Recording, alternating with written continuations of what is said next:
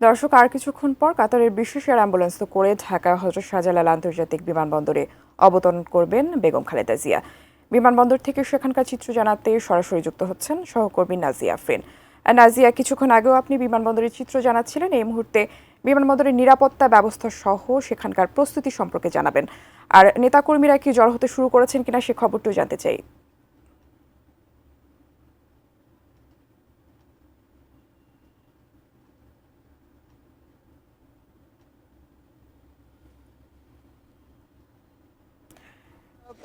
বিমানবন্দরে এখন আছি এবং হযরত শাহজালাল আন্তর্জাতিক বিমানবন্দরে যে নিরাপত্তার ব্যবস্থার কথা আপনাকে বলেছিলাম সকালে, তার চেয়ে নিরাপত্তার পরিবেশটা নিশ্চয়ই আপনি দেখতে পাচ্ছেন। আমার ক্যামেরায় যদি আপনি দেখেন তাহলে দেখবেন যে ৮ নম্বর গেটের দুই পাশে সারিবদ্ধভাবে বিভিন্ন আইনশৃঙ্খলা রক্ষাকারী বাহিনীর বিভিন্ন বিভাগের সদস্যরা তারা রয়েছেন। বিমান বাহিনীর সদস্য ছাড়া র্যাব আছে, এছাড়া পুলিশের সদস্যরা রয়েছেন। এই নিরাপত্তার বিষয়টিতে অনেক বেশ সম্পূর্ণভাবে জোরদার করা হয়েছে এবং এই পাশ শুধু না, আমরা যদি ৮ নম্বর গেট থেকে শুরু করে ভিআইপি গেট যেটি রয়েছে সেখান পর্যন্ত, অর্থাৎ যেখানে এসে বিএনপি চেয়ারপারসন বহনকারী যে কাতার এয়ার অ্যাম্বুলেন্সটি এসে থামবে সেইখান পর্যন্ত আইনশৃঙ্খলা রক্ষাকারী বাহিনীর সদস্য, সেনাবাহিনীর সদস্যরা মোতায়েন রয়েছে এবং নিরাপত্তার বেষ্টনী বলা যায় যে পুরো এই এলাকাটিকে ঘিরে রাখা হয়েছে। এবং শুরু থেকে আমরা যেটি বলছিলাম যে বিএনপির পক্ষ থেকে বলা হয়েছে যে নেতা কর্মীদেরকে সুশৃঙ্খলভাবে রাস্তার দুপাশে দাঁড়িয়ে বিএনপি চেয়ারপারসন বেগম খালেদা জিয়াকে তারা অভ্যর্থনা জানাবেন এবং সেই ক্ষেত্রে ব্রেকফাস্ট, টিফিন কিংবা স্ন্যাক টাইমে মজাদার আয়োজন মানে অল টাইম ব্রেড।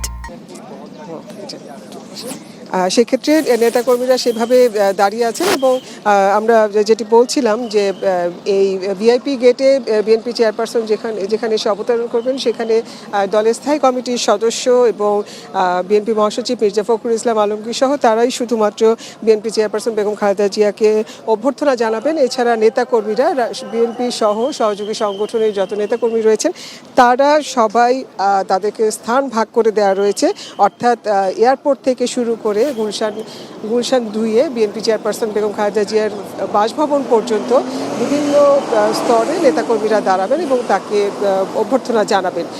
সেইভাবেই নির্দেশনা দেওয়া হয়েছে এবং কাউকে ফুটপাতের বাইরে না আসার জন্য অনুরোধ করা হয়েছে। বিএনপি চেয়ারপারসন বেগম খালেদা জিয়া বহনকারী বিমানটি গতকাল রাত 4টার দিকে 3:58 দিকে দোহায় যে পৌঁছে এবং সেখানে 2 ঘন্টা বিশ্রামের পর আজকে সকাল বাংলাদেশ সময় সকাল 6:05-এ সেটি দোহা থেকে আবার দেশের উদ্দেশ্যে রওনা দিয়েছে এবং আশা করা যায় যে আজকে বেলা 11টার আগেই হয়তোবা 10:40-এর সময় বলা হয়েছে, হয়তো 11টা বেজে যেতে পারে, সেই সময় বিএনপি চেয়ারপারসন বেগম খালেদা জিয়া বাংলাদেশে এসে পৌঁছবেন।